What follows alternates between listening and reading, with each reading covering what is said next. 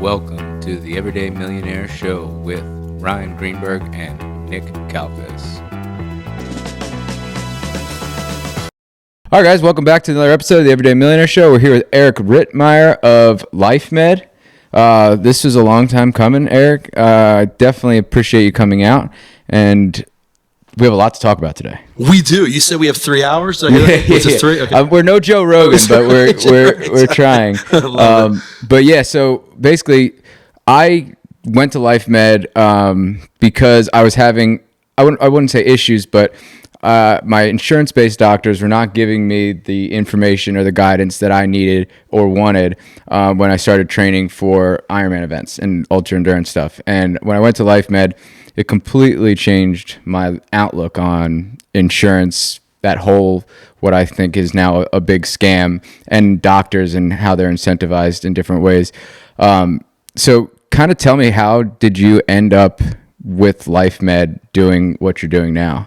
Yeah, it's funny because, I think everybody in life, you have these things that happen that like totally derail the route you were going.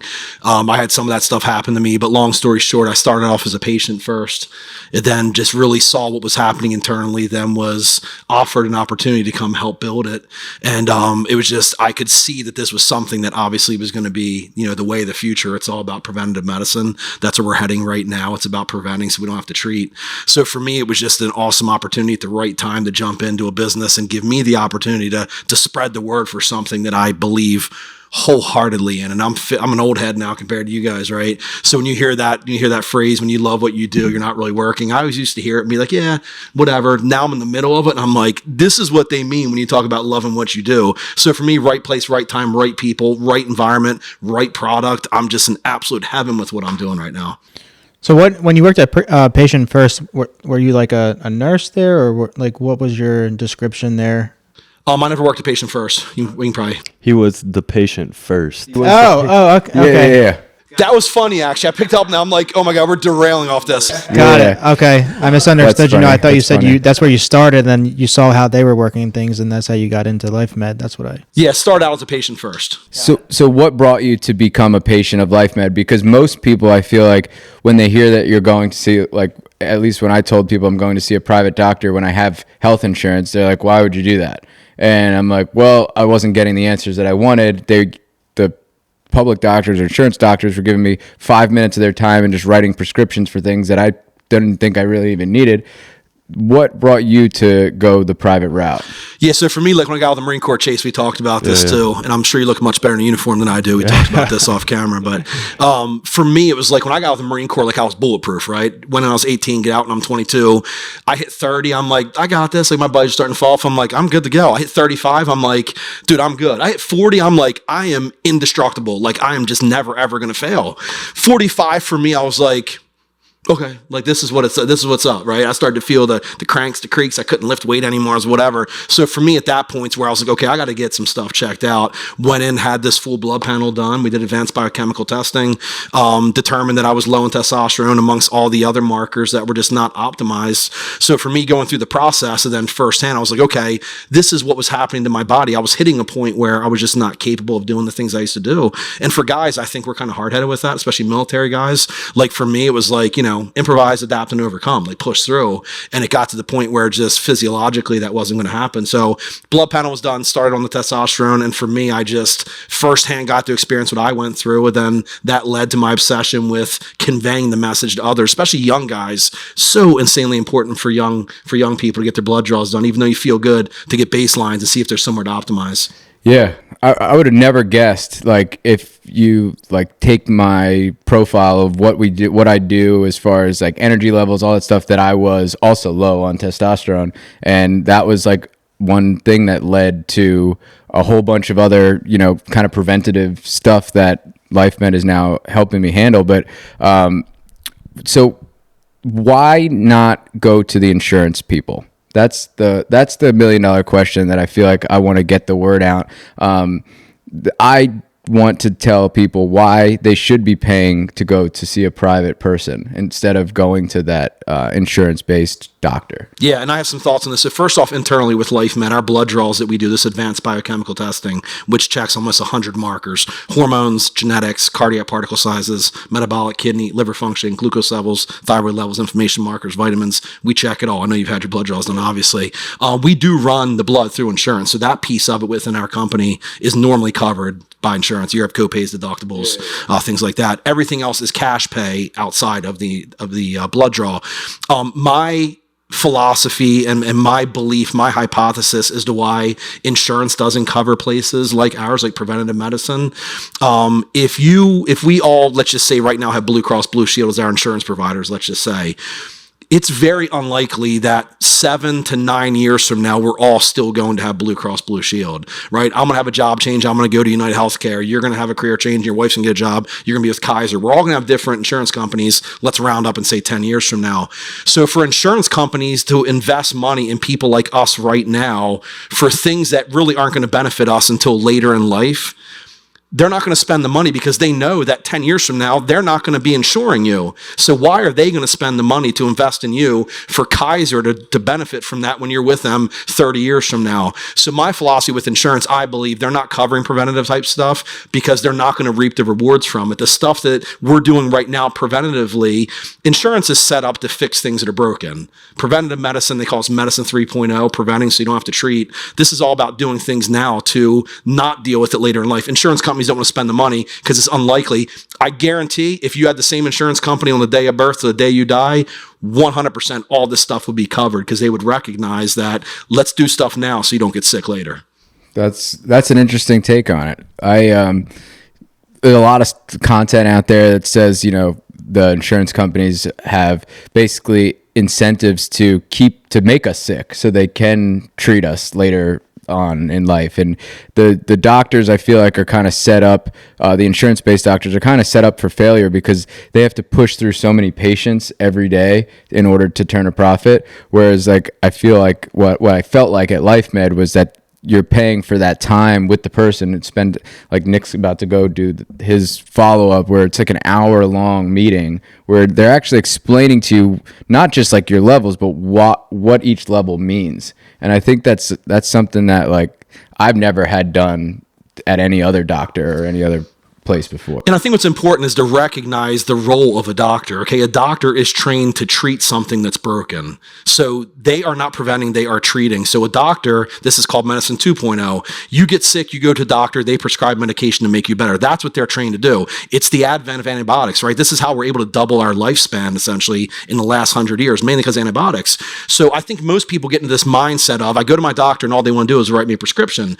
Well, you're going to the doctor because you got sick and they're writing a prescription to fix your illness. It's not your doctor's job to prevent your illness. It's your job. It's your responsibility to do things to stay healthy so you don't need to go to a doctor to write a prescription. So I think if people kind of shift the mindset from, I'm only going to the doctor to treat something that I'm sick about, as opposed to, I'm going to be preventative and not get sick or do the best. We're all going to get sick, but I'm going to do the best I can to not get sick. It's like sending your kid to school and be like, hey, teacher, raise my kid. Right? It's not the teacher's job to raise your child. Same thing with doctors. Their job's to treat. So they only have enough time in their schedules, normally, on average, about 13 minutes, to have a blood draw done, to see what's broken and to address what's broken and to fix that. It's not preventative in nature. Their job is to treat stuff that's broken. Companies like ours, we view it through the lens of, okay, you feel good. And the majority of our patients who come out, you guys, when you came out, probably felt all right. Maybe a little something was off, but you felt all right. You weren't sick. We now look at that and go way deep into it. We don't just look at what's red on the panel. We look at what's yellow, what's green. Where can we optimize it? Is there anything we can detect in here that might show future issues that we can address right now so it doesn't become a major issue? That's the biggest difference. Yeah, that I think is something that most people don't realize, that you can go to these places for preventative, for proactive instead of reactive medicine. And I know since I started going to LifeMed, I've been going basically once a week and getting the Powerhouse Max shot with a bunch of vitamins and everything. My wife's a teacher. She's been sick several times. I haven't been sick since I started taking those shots. And maybe I'm just making it up, but with all the vitamin C and all the stuff that I was potentially deficient in, getting those shots each week has, I think, in my eyes, helped a ton. Yeah, and it's definitely not just your mind, but realistically, if you want to look at placebo, right? So if you have that placebo effect, I'm a huge fan. Like, hey, if we're giving you an injection with saline, has nothing in it, and you think it's making you healthier and you're healthier, go for it. I'm a huge fan of placebo, but I can say it's not the case with you. If you're getting those injections, you're getting high dose of quality vitamins that your body needs to fend off all that crazy stuff. Because especially like your wife in that environment, those kids, that's just a bunch of germs running around. You have to do everything you possibly can to optimize every little to stay hydrated. Our IVs have 500 bags of saline. You can't drink as much water as you get intravenously. Yeah, we did a triathlon recently. I can't do IV bags because I just pass out. I'll just lay there, pass out. So I get the IM muscular shot. But our last triathlon in Miami, he had an IV company come to the Airbnb and gave an IV, and that's why he beat me. So my wife was doing it. It was me, my wife, and Melissa. We were all three going to do the IVs, and my wife, get the injection in there, and all of a sudden she gets to be a sleepy girl, and she starts laying over, and I'm like, all right, get the IV out. So now we have an extra bag. So I'm like, all right, well, I paid for it. Let me take it. So I take an extra bag. So I got 2 bags the day before our race. Wow. Oh my God. Talk about feeling hydrated and feeling good. No cramps. I felt amazing. Those IVs are legit, and I think it's the rehydration aspect of it. Obviously, we add nutrients into them. We have like 17 different ones: B vitamins, vitamin C, calcium, magnesium, glutathione, which is a liver detoxifier. We have all that. If you extract all the vitamins out of it and just get a 500 bag of saline intravenously, it's wild what it does. We're so underhydrated. I drink so much water, but the amount of water we drink like this, you can't get what you get in a bag of saline. It's pretty wild. Yeah. So obviously, Ryan, you know a little bit more about LifeMed than I do. Obviously, you know the most, and I just went to get my blood work done 2 weeks ago. So for anyone out there listening, can you explain what LifeMed, who's LifeMed for, what does it do for them, and why choose LifeMed over just going to their primary doctor to get blood drawn? Yeah, it's an awesome question. So the official definition of our company is we're a concierge wellness center. So we specialize in age management, aesthetics, facial contouring, lip fillers, Botox, VI peels, diamond glows, a lot of the lady stuff. Some of the guys like it too. It's called Botox. Guys get Botox. I haven't got it yet. You can this I'm good. Got my 11s, got my crow's feet. But yeah, our nurses, our injectors are top notch. We hire, we train, we only find the absolute best of the best. But then it's the cardiac preventative piece of it. Our medical director's a cardiologist. We're up to 13 nurse practitioners, 3 physician assistants, 2 other MDs. And then the hormone replacement therapies is really the core of what we do. But to answer your question, Nick, this is all about preventing so we don't have to treat, right? What gets measured gets managed. So that's a good philosophy to follow. If we don't measure it, we don't manage it. Meaning, we pull blood, we find something that's imbalanced or not optimized, we have the opportunity to address it and deal with it now before it becomes a major issue. So as far as who's right or who's the best person to come out, any adult over the age of 18 who's looking to either optimize and or just get baselines. That's another thing. A lot of people are like, I'm too young, I don't have to come out yet. Like someone like you, Chase, obviously you're young, right? It's like, why don't I get my blood drawn? I don't need anything. It's like, well, let's get baselines because we can see things that might tweak out. Guys over the age of 40, we check what's called PSA, prostate specific antigen. So if we see that start to tweak, we might be like, okay, this is an issue. Go to a specialist to have it checked out. We've had patients, one of our providers, actually, one of our PAs detected a level. It's called LPA, lipoprotein A, LP little a. It's a genetic marker, and it's a risk factor for cardiovascular disease. She saw an elevated LPA, some LDLs that were out of whack, cholesterols, all the lipids. She's like, what, probably not a huge deal, but go to your, go to a cardiologist, get this checked out. A couple weeks later, the guy's in for open heart surgery. The doctor's like, hey, had you not detected this, you'd have probably been dead in about 6 months. So this is someone who was just going along, no big deal. We have other patients, who are very vocal about us saving their lives. So to answer your question, Nick, I would say, we don't know what we don't know. But I usually like the analogy with the Marine Corps. It's like we have if we're shooting an azimuth downrange, and now we have GPS for this stuff. And I was in the Marine Corps, we use a compass. And it's like if I'm shooting an azimuth 1,000 yards downrange, if my azimuth is off by this much, by the time I get to my target, I'm a half a mile off where I'm supposed to be.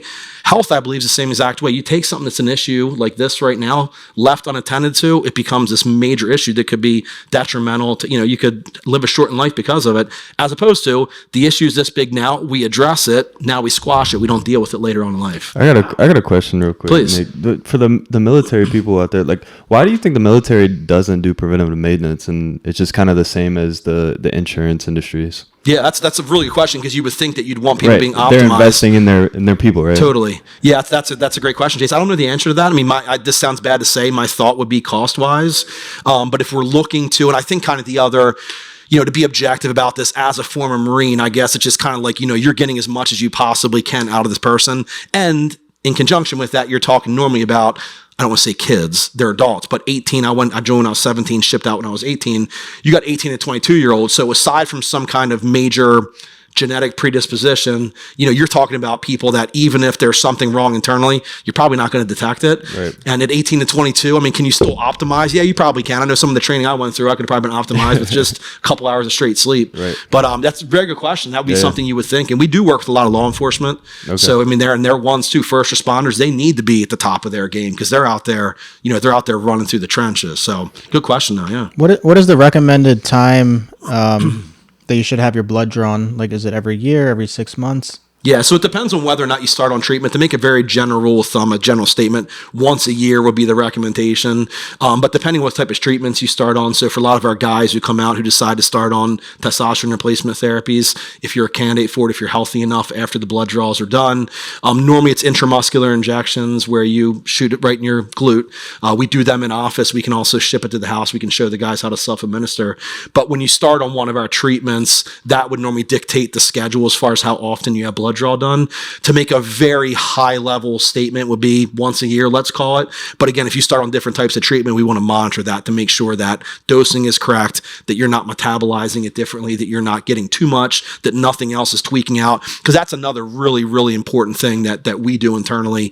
Once recommendations are made as far as treatments are concerned, if a patient decides to start, the follow-up is equally, if not more important, to make sure that, again, dosing is right, and also to make sure nothing else is happening adversely with any other type of thing going on with your blood. So yeah, so I'd like to talk about kind of the stigma behind testosterone replacement therapy, because it's one of those things that I feel like a lot of people look at as like a negative thing, because it's like steroids or you're getting roid rage or whatever. So can we talk about the stigma behind that and why we think it's why a lot of people think it's not a good thing? And then when you go to these places like a LifeMed, they're like, this is the most important thing as a male that you could be, doing, is making sure your test levels are right.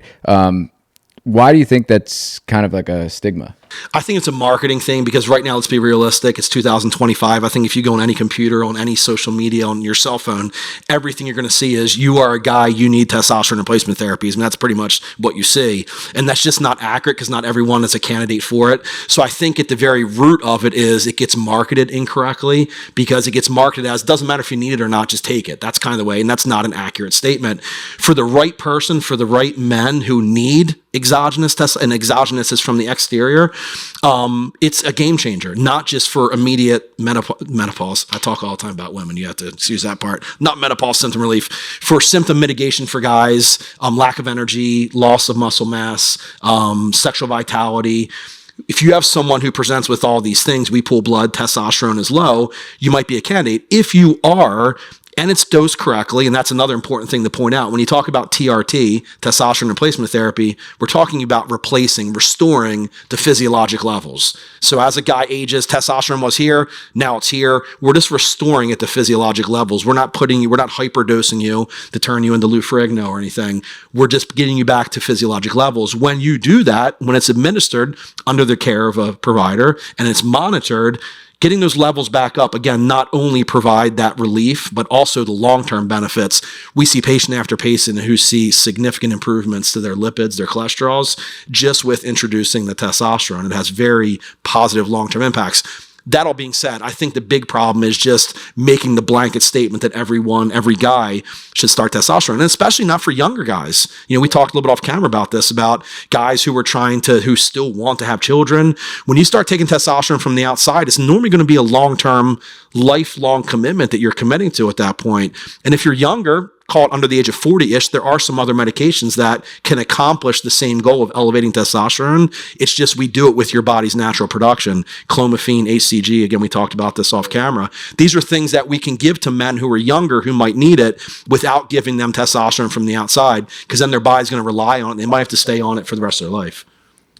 Yeah, that's really interesting, and I truthfully had no idea that my testosterone was low, and I'm glad that I figured it out now.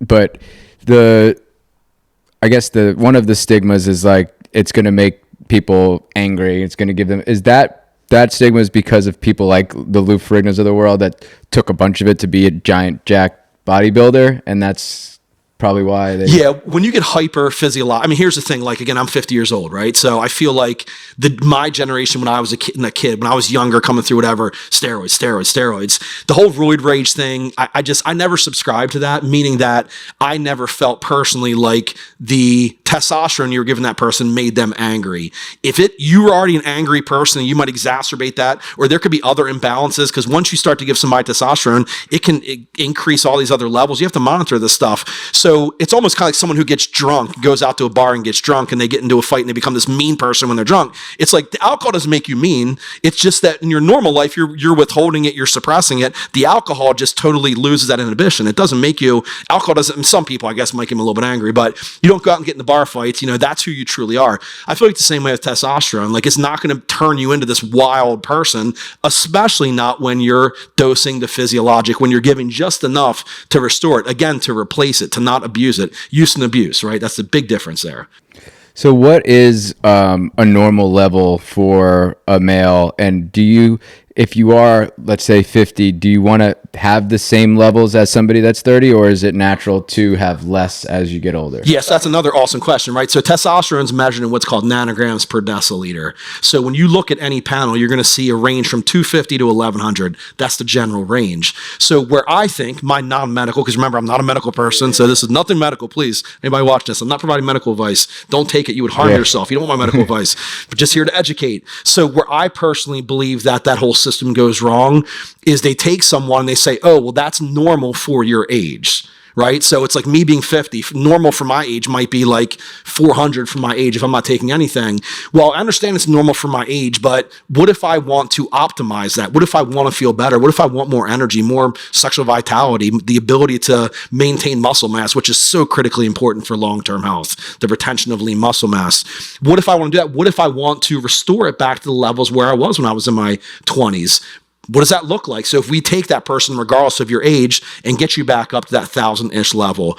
So if you look at any of the studies there, they all show kind of the same thing. If you're getting it back to that normal level, it's going to help with the cardiovascular stuff. It's going to help retain muscle mass. It's going to help you live better. It's going to help give you more energy, because we do have to put something on quality of life as well. And for a lot of guys who come out, again, they're dude, I can't. Like, I have no energy left. I'm putting fat on in this mid region, that visceral fat that's so dangerous for cardiovascular disease. All those components.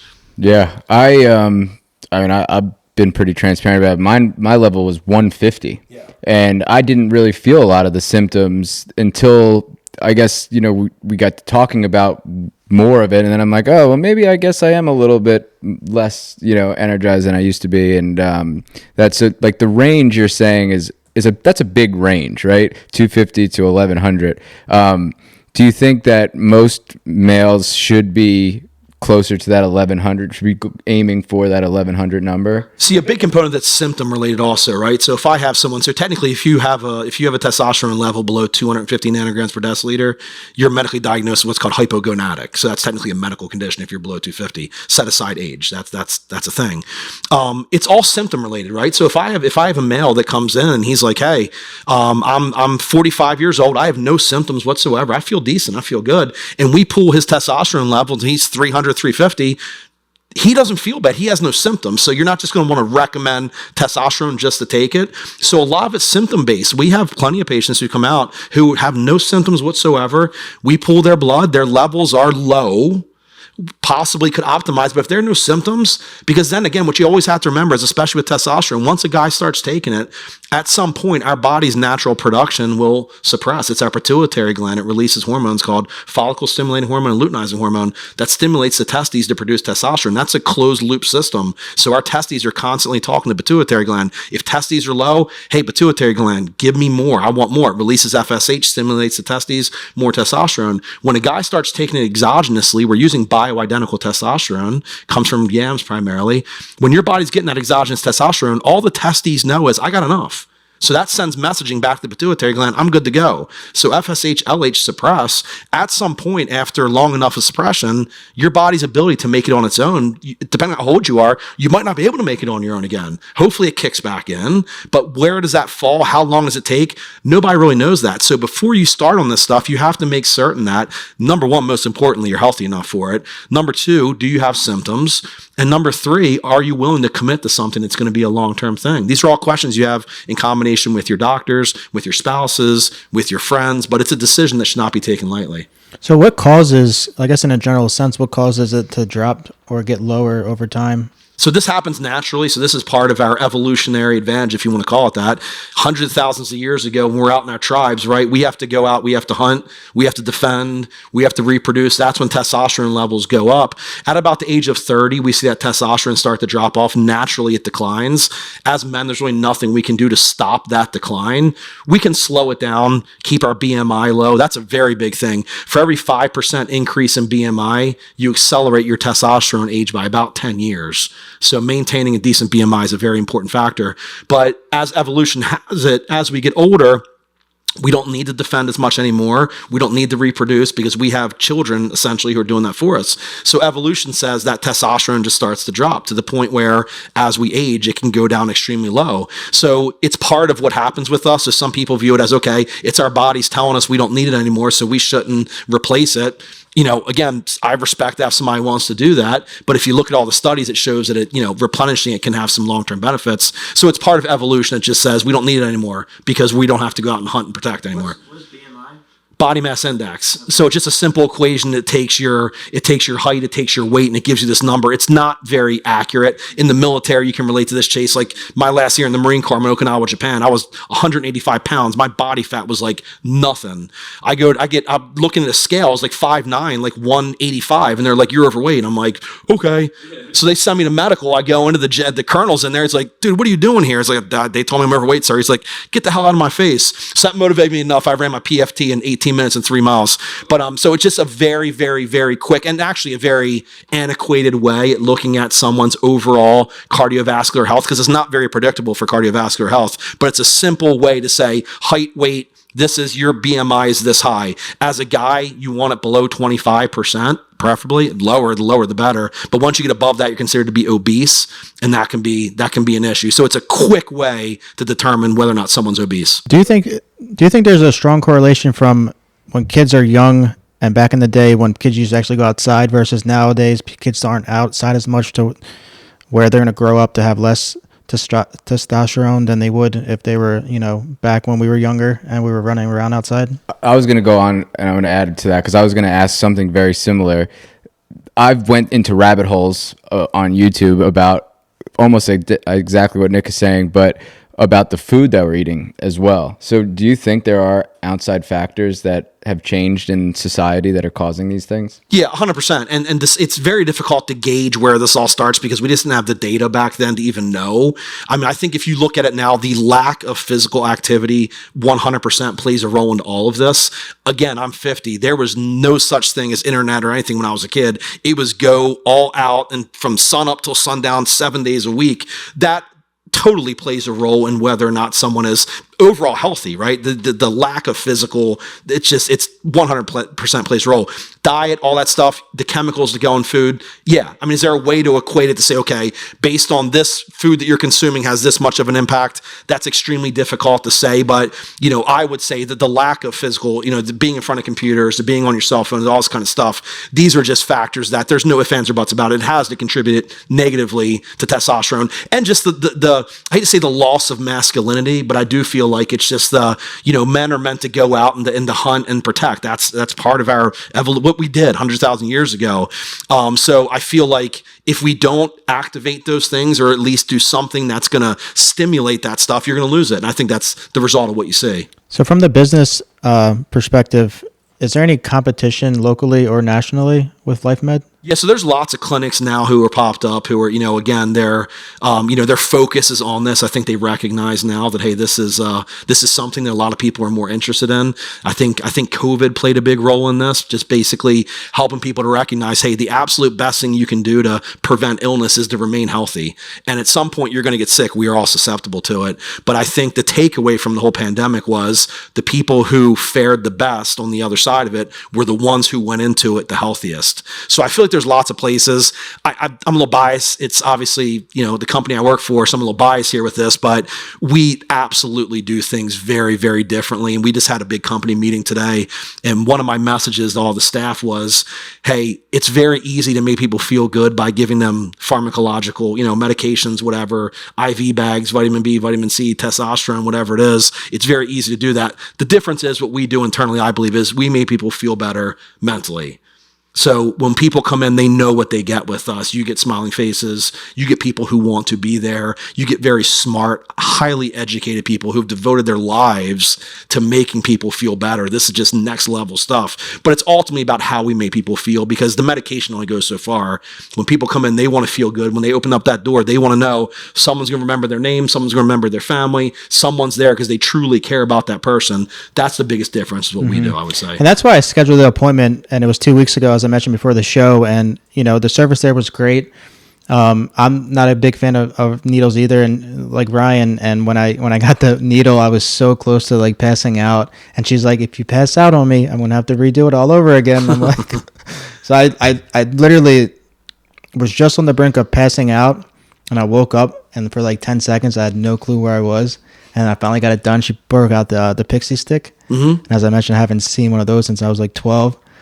And then I got my sugar back up, and it was good to go. They're pretty magical. The one thing I would recommend moving forward next time if your blood draw is done, because that's a common, if someone walks in and they're not fearful of a needle, right, you better have a little needle phobia when you walk in. Like, get me up, I'm good to go. I mean, even the guys that got tattoos, right, I'm still like, there should be a little phobia. The number one thing, hands down, is just to drink an immense, because obviously we want you to fast 8 hours prior, no food. The water is so insanely important. The vast majority of our patients who have problems with the blood draws, which is a very small percentage of people who do, but the ones who do, almost every single time, it goes back to probably the lack of remaining hydrated. You're looking at 50% of the people right now, me and Ryan. You guys are skewing these numbers, man. Yeah. Scaring everybody away. In the military, we're used to this. It's like, all right, sign me up. Like, let's get it over. And it's crazy because, like, mentally, I'm not afraid of needles. It's just when I'm around when I stare at a needle. When we were having our baby 4 years ago in 2020, I'm like, this is not a fear. Like, I'm going to stare at this needle. And they gave it to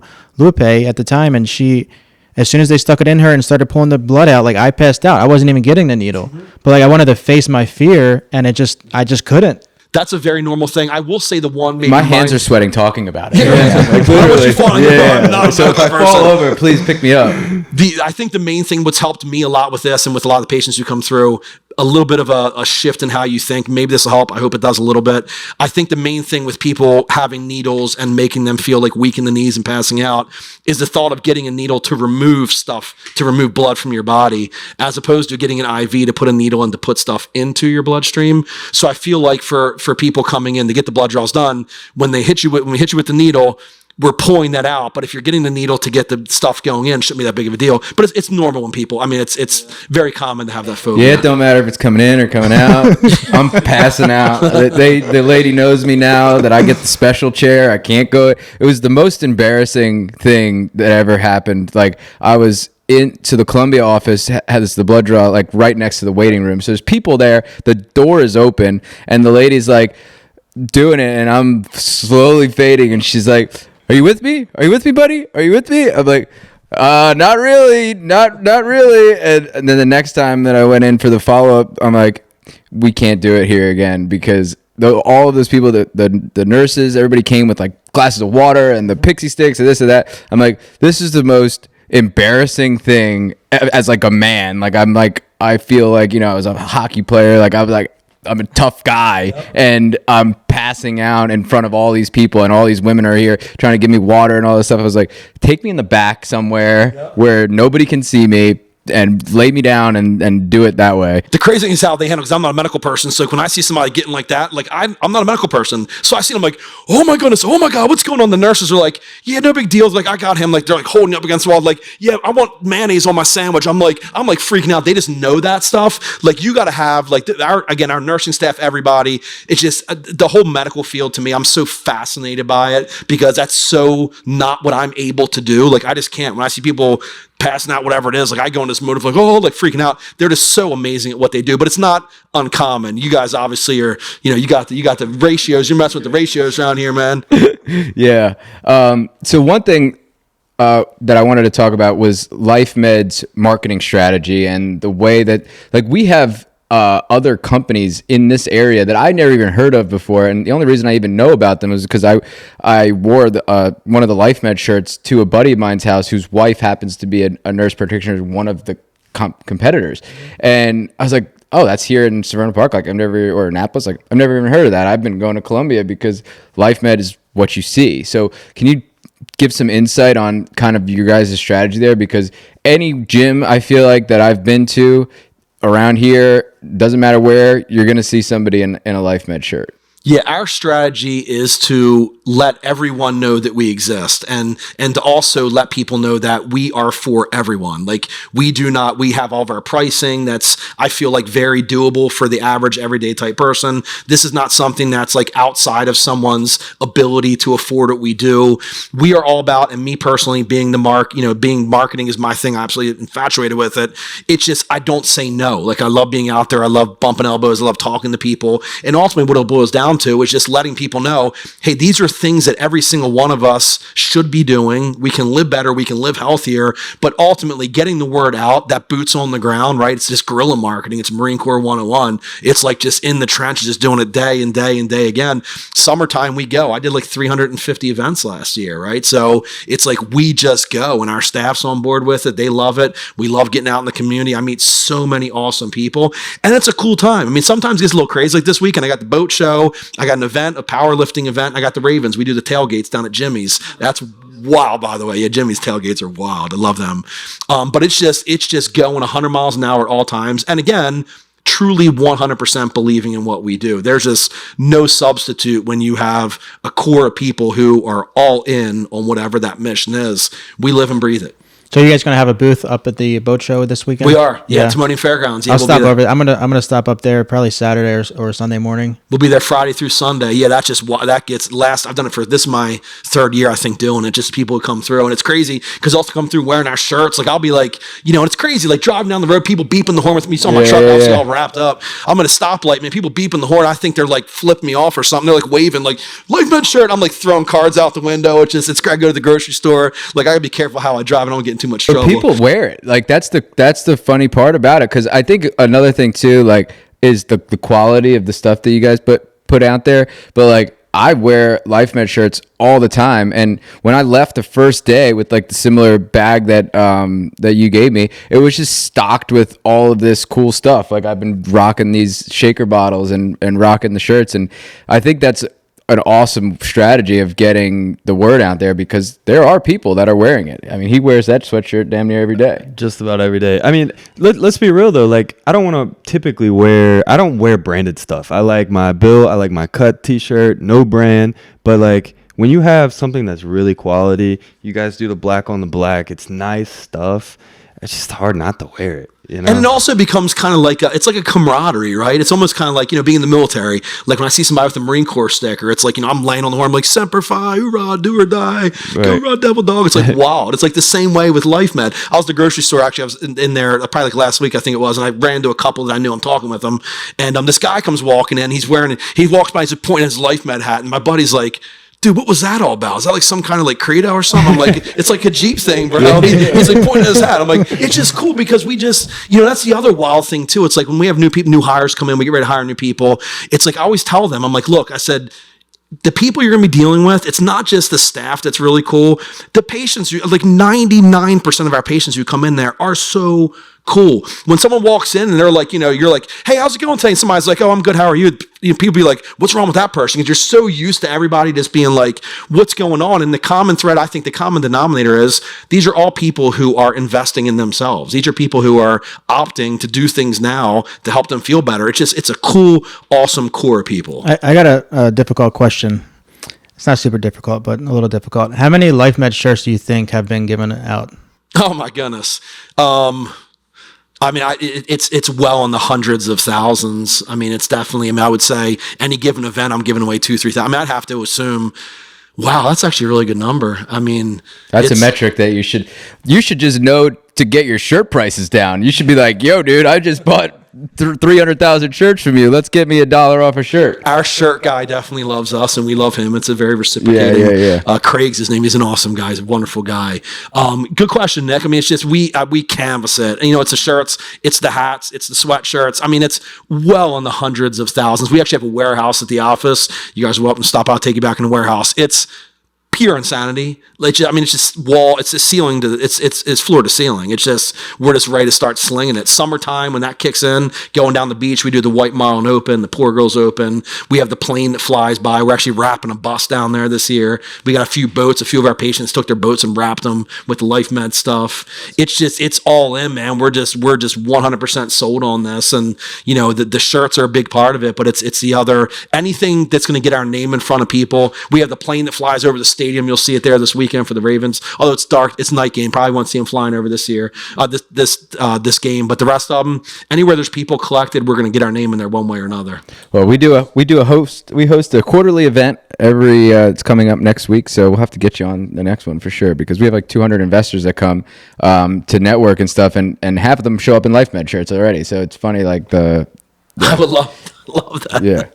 Do you know how much is spent monthly on marketing? The shirts, that the money that's spent on shirts is significant. We don't normally go too much in depth with how much we spend on them, but it's a very substantial portion of our budget, and a lot of it too is referral based. I mean, there's no substitute for word of mouth, and we're so fortunate to have so many of our patients who are all about getting their friends and family to come in, and there's nothing, me personally, my phone's nonstop with somebody referred somebody to me, whatever.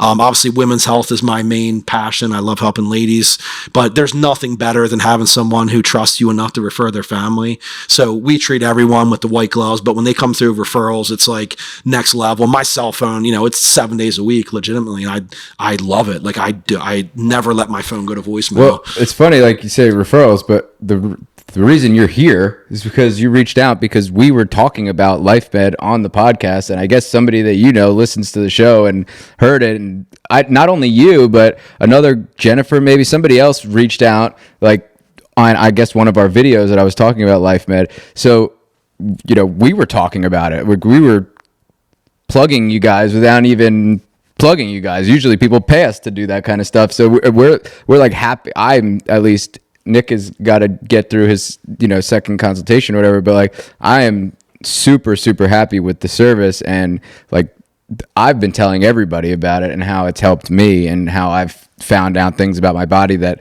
I've been going to doctors for years and never had known.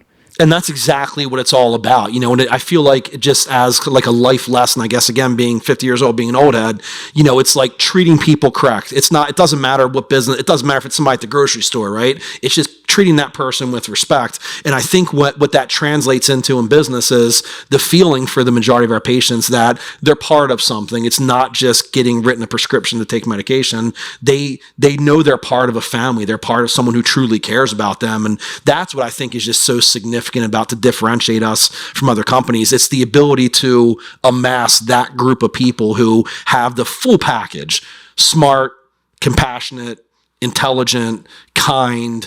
All these things together just make for this perfect ingredient to say, okay, this is going to fit well for people, and they're going to recognize that we do it differently than anybody else. Eric, the year is 2030. Where do you see LifeMed? Owning the world. I mean, we're going to be nationwide. That's where we're going right now. Okay. We're going to open up in Philly. It's another good question. You didn't tell me we had difficult questions here today. I thought although when he said he had difficult questions, I'm like, please don't be math. Please don't be math.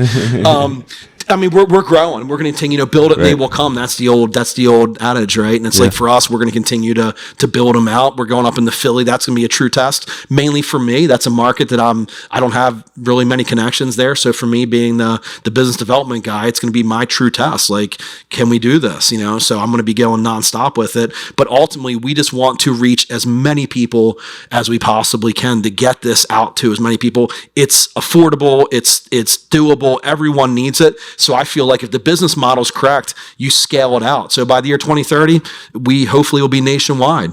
And you guys have 3 locations now? So we have 4 right now. We're getting ready to be number 5 up in Philly. That's going to be our 5th one. And where, so I guess for the listeners, where are all 4 of the locations now? Yep. Timonium, Columbia, Bel Air, okay, Rehoboth Beach, Delaware, and then getting ready to be right outside of Philly, Westchester, Glen Mills. Nice. I didn't realize you guys are down at the beach too. Rehoboth Beach, we're right behind, I have to say this slowly, the Seashell Shop. Oh, wow. Somebody going to ask the question, go ask who works at the front desk. Who works at the front desk? Sally. Yeah. You get it, Sally sells seashells. Yeah, got it. Yeah. They get worse. So what is one of like the hurdles that you guys face for opening up a new shop and getting, you know, boots on the ground and getting that stuff? Like in Philly, it's a couple hours away. Like what are some of the hurdles that you're expecting to take on? The biggest hurdles are staffing, obviously, because you can build whatever you want to build if you don't have the people to run it.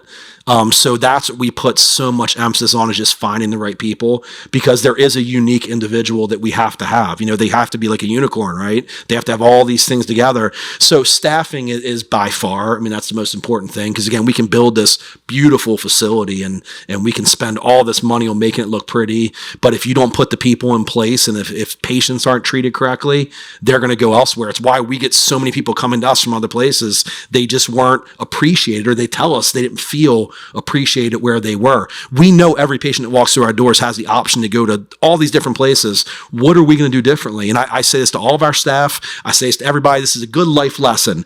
People will forget the things you do. They'll forget the things you say. They will never forget the way you made them feel.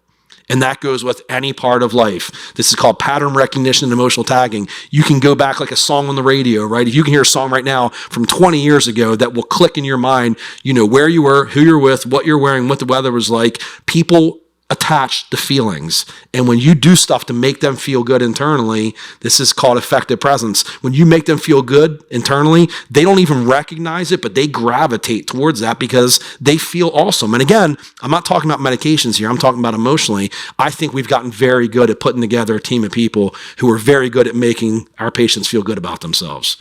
So you do some mental toughness coaching, right? What would be why somebody would come to you for that? Because we are actually launching a business coaching based around real estate investing platform that's going to be rolled out. Why would somebody come to you for mental toughness coaching? Yeah, and I've actually backed off the mental toughness coaching quite a bit just because I've devoted so much now to mainly the women's health stuff and the marketing stuff. But I mean, mental toughness in a nutshell is just emotional control.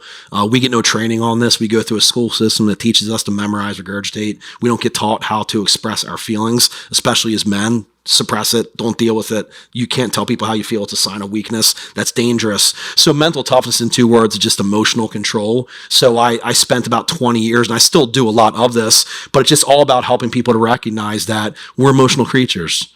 We're hardwired to feel first and think later. Instead of trying to suppress that emotion, which is not possible, learn to recognize it. Learn to understand what's causing it, then get to the core of what's causing it, and find constructive ways to respond. The problem is we go through life reacting. We are emotion-based. Something happens, we react. So we allow all this exterior stuff to totally control us. Something happens, we react. Something happens, we react. As opposed to responding, when we do that, we process information logically. It's like taking a deep breath. Now we can respond to the situation instead of reacting, knee-jerk, saying things we're going to regret, harming relationships, ruining business transactions. In real estate, you've seen this. Everybody gets high in emotion. Emotion and logic are inversely related. I call it emotional intoxication. Emotion goes up, logic goes down. When you get drunk in emotion, you have no control over what you say and do, and stuff falls apart. Relationships, business transactions, depending on your line of work, people could die. Law enforcement, military, if you allow that emotion to get the best of you, creates bad situations. So mental toughness 101 is just emotional control. How did you learn about this? Like, this is something that I feel like nobody really talks about, especially men. How did you get so comfortable with the topic? There were two things. Number one, I would say, was the Marine Corps, which is what really kind of spurred it.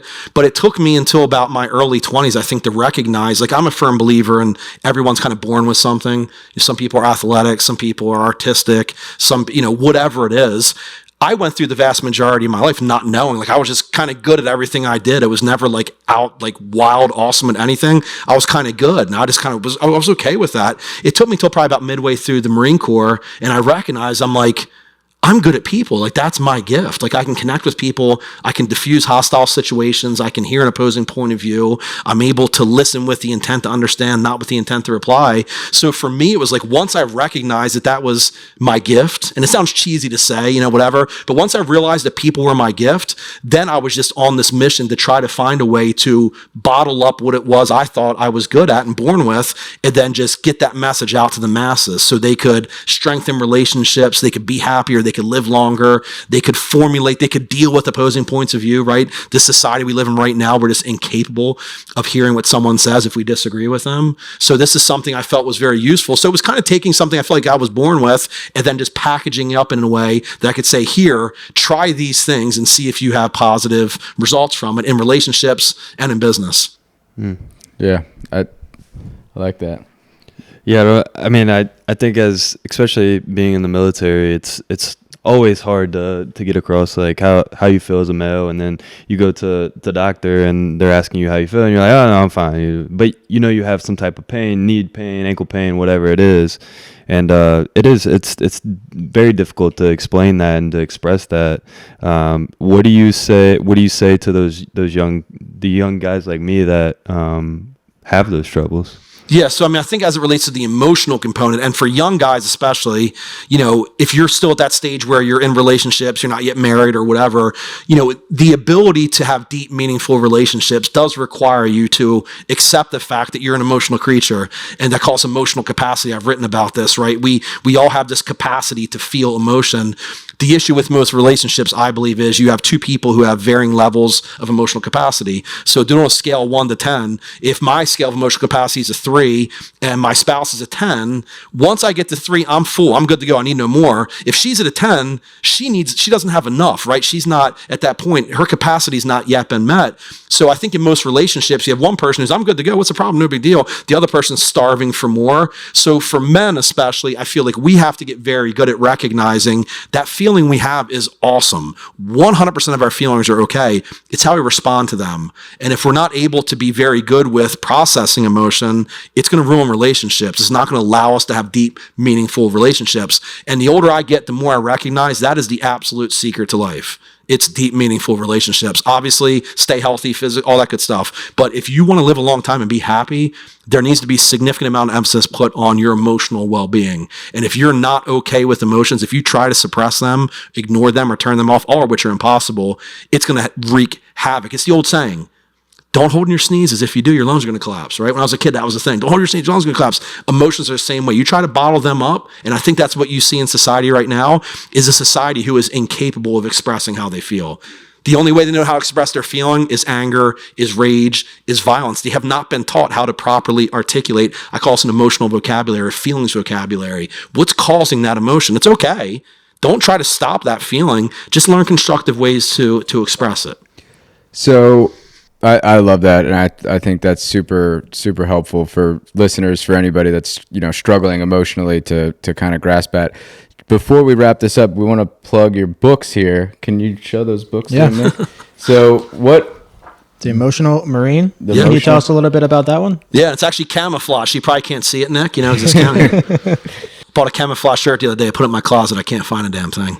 So The Emotional Marine was my first book. I published that back in 2019. It's mental toughness and emotional intelligence secrets to make anyone instantly like you. So it's just a book where I give some simple tips on things anyone can do to increase their levels of emotional intelligence. The downside to IQ is you're either born smart or not smart. It is what it is. There's nothing you can do about it. I was born not smart. I can't fix that.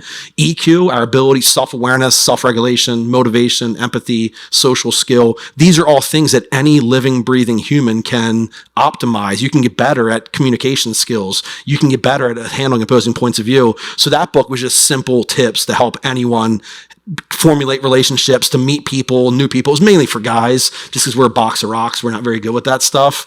So that book was great. I mainly wrote that for my speaking business, my mental toughness business. I wanted to get television airtime, so I wrote that book to be an author, to get on TV. I've done 1,000 shows because of that over the last, I guess, probably 19, so 6 years now. So that book's just all about how to connect with people.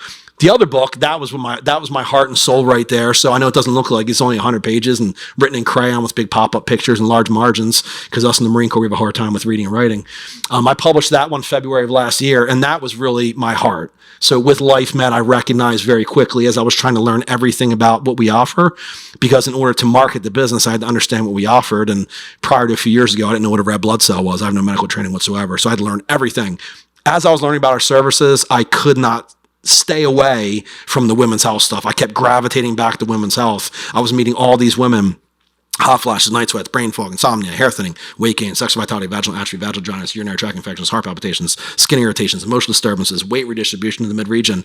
All these women, I'm just at all these events, I kept going back to it. Finally, I'm like, why am I fighting this? Like, why don't I just jump into it? So I spent about 3 years researching everything relating to menopause, hormone imbalances, all the studies, all the literature, all the podcasts, my one-on-one interactions with our patients, our providers, our medical director, our MPs, our PAs. That's about 3 years worth of information that I put together and tried to put into writing very easy to digest for women to be able to read this book, because when they go through it, all women go through menopause. It's the only universal female medical experience.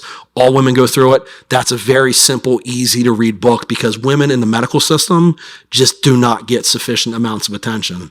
They get pushed away. Don't eat chocolate chip cookies. Don't drink wine. Take some anxiety medication. So the medical system is not set up to help women go into that stage of life. The average woman spends a third of her life in postmenopausal years. So to deprive them of quality of life is not fair. It shouldn't happen that way. So that book is written by a guy who has no medical training, who can hardly read or write, but it's all about educating women. So the first book, I love, it helps relationships. The second book, that's my whole heart, because I'm so passionate about helping ladies. Awesome.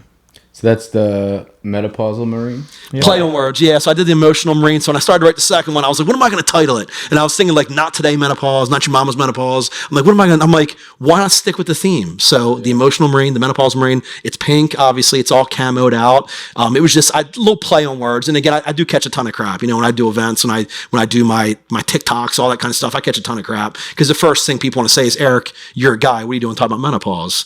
And I'm like, it's dangerous to not accept someone's research on any topic merely because we don't have credentials or letters after our name, right? So I'm not providing any medical advice whatsoever, but to not listen to someone because they're either not the same sex or they don't have a college degree, again, that for me is just my research, is no medical advice. I put a little thing in there called GENMA, just education, not medical advice. So all I'm doing is providing education. Anything I put in that book, you can go and look it up and it will confirm that I'm giving you statistical data. I'm not giving opinions in there. This is all about data that I found. So that truly was really, really that I'm infatuated with that book and with helping ladies.